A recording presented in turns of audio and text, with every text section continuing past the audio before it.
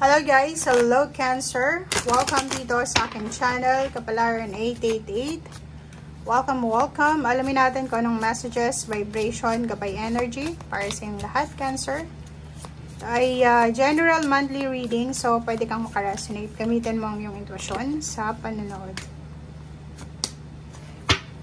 Okay, Cancer. Number 15, number 26, number 7. Sinasabi ng bara sa'yo dito, Cancer, na number 6 na to, isang parang strong na foundation sa buhay mo. Ang pilit mo siyang itinatayo na, kasi 'di ba? Like yung loob ng tahanan. Okay? Comment down below. Sa loob ng tahanan, like mag-asawa or magpamilya, may mga problema na pwedeng maging dahilan ng pag-aaway, pwedeng maging dahilan ng mga issues, or pwedeng maging dahilan ng kung ano man na pagkawasak ng pamilya. But sa'yo, Cancer, sinasabi ng barahan na sa buwan na to ng June, sisikapin mo talaga diba? So, gagawin mo ang lahat, okay? Gagawin mo ang lahat para maayos. Like, imaginein mo yung isang table. Diba yung table, 4 yung paa niya. Yung isa doon, sira na. So, instead na itapon mo to or bumili ng bago, ang gagawin mo dito is papalitan mo siya, yung isang paa, or i-repair mo siya. So, eto siya. Stability number 6. I-repair mo ang kahit na anong mga sira-sira sa pamilya mo. Okay? So, relationship man yan, or kung ano pa man. So, dito din, sa number 26, sinasabi ng barahan na may iba sa inyo, Cancer, na pwedeng magsimulang mag-seminar, mag-training, or magsimulang mag-aral. Parang ganun. So, may mga pag-aaral na gagawin, or may mga iba sa inyo dyan na gustong magsimula ng pag-aaral or pag-aralan kung ano yung gustong gawin sa mga susunod. Kaso lang, mayroon kang number 7 of swords yan. Mag-iingat ka kasi may mga tao sa paligid mo na hindi sila sincere sa pakikitungo sa'yo. Pwedeng traidor sila, pwedeng binabalakan ka nilang traidorin, or pwedeng hindi talaga sila yung mga tao na sincere sa kanilang intention sa mga tao. So, if may commitment ka, may partnership ka sa ganyang klaseng tao, kailangan mong iwasan to. Mag-iingat ka dahil posibleng ikaw yung magsasuffer na sa bandang huli. Okay? Okay guys, next tarot deck tayo is mayroon ditong Cancer na kailangan nyo sigurong mag-relax. Dahil siguro sa dami-daming mga pinagdadaanan nyo sa buhay, ang daming iniisip, overthinking, overanalyzing. Number 4610, yung pagre-relax, pwedeng pag-swimming, pagpaliligo, pag-inom ng tea, yung rejuvenation, relaxation. Sinasabi ng baraha sa'yo dito na pwede mo yan na magawa para malibang ka or para maayos or makapag-detox ka sa physical body or sa emotional. Nakakaloko yung messages mo.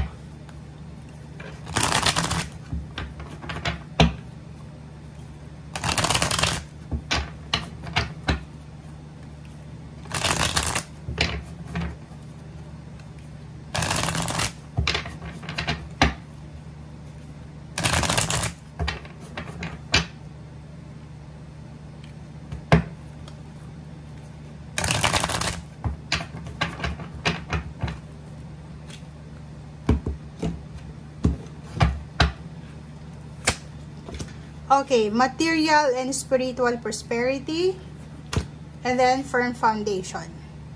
So, nakikita mo dito, yung 2 cards na to, it's 6 and 4, 8, stability and balance siya. So, Cancer, sinasabi ng barahan na may magdadala sa'yo ng swerte, or may swerte na parating sa buhay mo. If ever naghihintay ka, yun na nga, sabi ko sa'yo kanina, yung foundation mo, diba? Kahit alam mo na mahirap ayusin yung sira-sirang pundasyon, pipilitin mo talaga na maging stable, secured yung foundation na ito, na meron ka, mapapamilya, trabaho, negosyo, or ano pa man.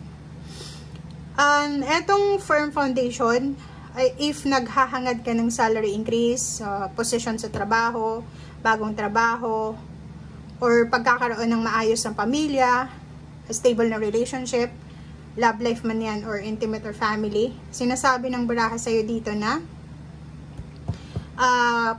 possible yan. Possible kasi willing ka eh. Yung willingness mo na ayusin lahat ay sobrang napaka secured eh. Secured na secured ka.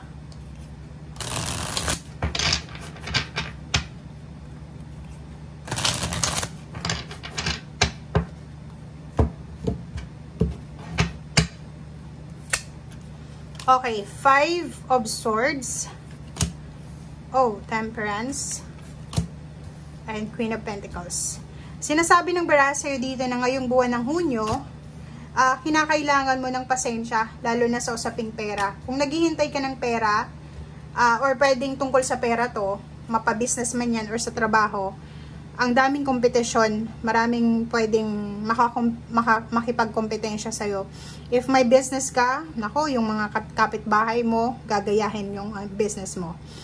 Dito sa barahang to, instead na sumuko ka kasi parang feeling mo, lalo na yung may mga business dito ng Cancer, parang iniisip nyo, nako, i-give up ko na lang yung business na to eh. 'Di ba? Kaysa makipagkompetensya ako dito sa kapitbahay ko, sa relatives ko, lalo na yung mga sari-sari store or restaurant or yung may mga small businesses lang. Dito sa barahang to, sinasabi sa'yo na yung pera dito, kailangan mong may hawak ka bang pera? Kasi kung makikita mo dito may hawak ka. It's either savings yan, lump sum, or kung ano pa man, nagbenta ka ng ari-arian mo, inheritance, or kung ano pa man. Kailangan mong magtipid. Temperance eh. Kailangan mong magtipid guys. Kasi sinasabi ng baraha, baka hindi mo malaman, naubos na siya. So yun, temperance, pasensya. Nakikita ko sa'yo dito na if magta-travel ka, mag-iingat ka sa mga tao sa paligid mo. Kasi pwedeng makakuha ka ng kaaway or makakuha ka ng tao na magnanakaw. Pwede kang nakawan. O, diba? May iba sa inyo dito na posibleng nag-iisip na bumili ng sasakyan. Oh, nako. Talagang, alam mo yung issue dito, sabi ko sa'yo dito yung foundation, pwedeng yung relationship talaga na sobrang malapit na sa tower moment, yung bumabagsak ng pundasyon, ay posibleng ma-resolve mo pa siya. So may new beginnings dito, like may mga nag-aaway na magkakamag-anak, magkakapatid, magkaibigan, magkakatrabaho, ay posibleng ma-settle nyo pa. Okay? So yan guys ang sinasabi ng baraha. Maraming salamat and see you again. Bye!